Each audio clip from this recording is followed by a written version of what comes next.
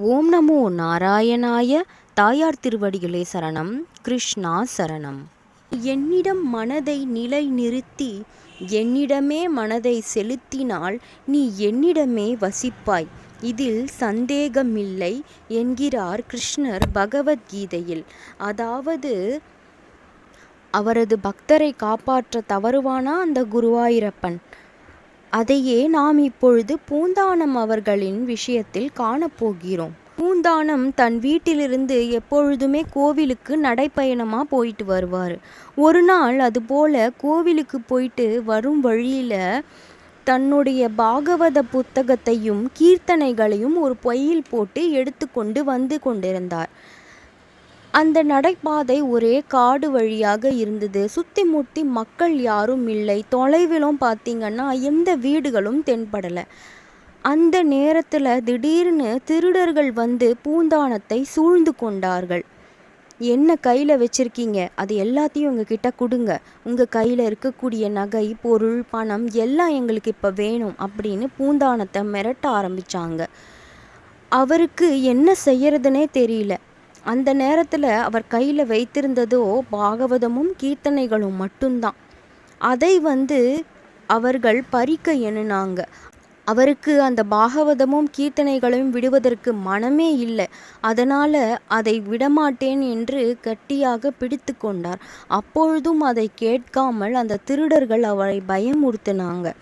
இவர் என்ன செய்வதென்று தெரியாமல் கிருஷ்ணா என்னை காப்பாத்து குருவாயூரப்பா என்று கத்தினார்.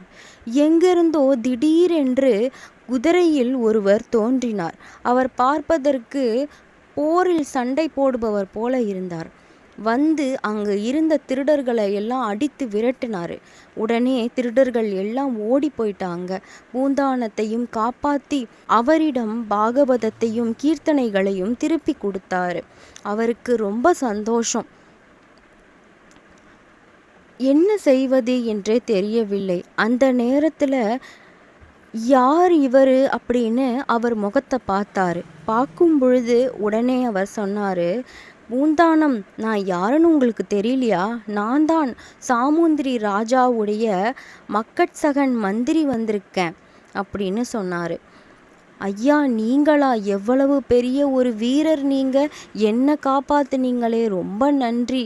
என்னுடைய உயிரை காப்பாத்திருக்கீங்க, என்னுடைய பாகவதம் மற்றும் கீர்த்தனைகளை காப்பாத்திருக்கீங்கன்னு சொல்லி மிகவும் நன்றி தெரிவித்தார். திடீர்னு அவர் கையில் போட்டு இந்த மோதிரம் ஞாபகம் வந்தது. உடனே அந்த மோதிரத்தை கழட்டி, இந்தாங்க மந்திரி, நீங்கள் இதை வச்சுக்கோங்க, நீங்கள் எவ்வளவு பெரிய உதவியை எனக்கு செஞ்சுருக்கீங்க அப்படின்னு சொல்லி அந்த மோதிரத்தை கொடுத்தாரு. மந்திரியோ இல்லை இல்லை எனக்கு வேண்டாம், எதுக்கு இதெல்லாம் அப்படின்னு சொன்னார்.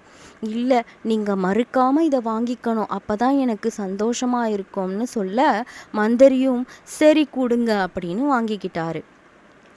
அந்த நாள் இரவு குருவாயூரப்பனின் அர்ச்சகர், அதாவது அவங்கள மேல் சாந்தின்னு சொல்லுவாங்க இல்லைங்களா, மேல் சாந்தி, அவருடைய கனவுல குருவாயூரப்பன் தோன்றி, நாளைக்கு நீங்கள் நடை திறக்கும் பொழுது என் கையில் ஒரு மோதிரம் இருக்கும், அந்த மோதிரத்தை நிர்மால்ய தரிசனம் காண வர பூந்தானத்துக்கிட்ட கொடுத்துருங்க அப்படின்னு குருவாயூரப்பன் சொல்லி மறைந்தான். நிர்மால்ய தரிசனம் அப்படின்றது நம்ம ஊர்களில் எப்படி விஸ்வரூப தரிசனம், அதாவது காலை நம்ம இறைவனை பார்ப்பதை விஸ்வரூப தரிசனம் அப்படின்னு சொல்லுவாங்க இல்லைங்களா, திரை விலக்கி. அதை கேரளாவில் நிர்மால்ய தரிசனம் அப்படின்னு சொல்லுவாங்க. மறுநாள் விடிந்த உடனே அர்ச்சகர் கோவிலுக்குள்ள நுழைஞ்சி கதவுகளை திறந்தாரு.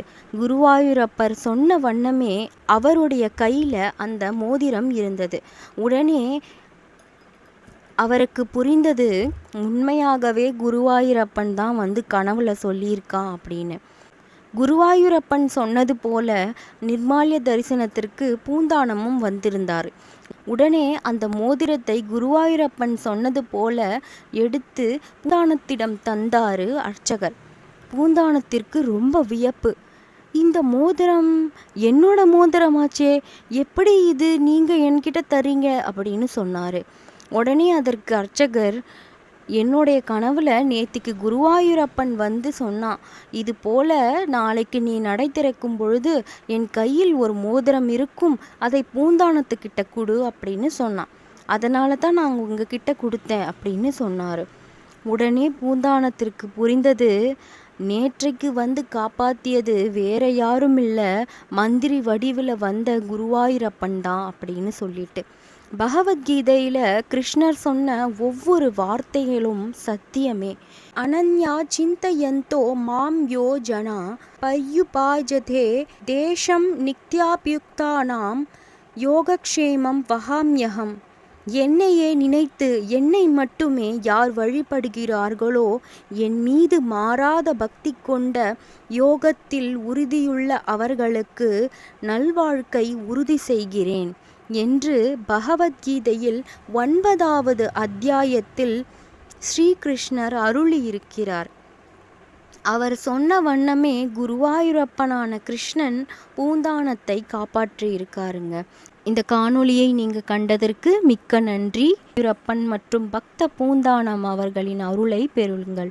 ஓம் நமோ நாராயணாய. தாயார் திருவடிகளே சரணம். பூந்தானம் அவர்களே சரணம். கிருஷ்ணா சரணம். குருவாயூரப்பா சரணம் சரணம். இந்த வீடியோவுக்கு லைக் பண்ணுங்கள், கமெண்ட் பண்ணுங்கள், ஷேர் பண்ணுங்கள். சப்ஸ்கிரைப் பண்ணலன்னா சேனலை சப்ஸ்கிரைப் பண்ணுங்கள். பெல் பட்டன் ப்ரெஸ் பண்ணுங்கள். அப்போ தான் உங்களுக்கு நெக்ஸ்ட் வீடியோவோட நோட்டிஃபிகேஷன் வரும். ஓம் நமோ நாராயணாய.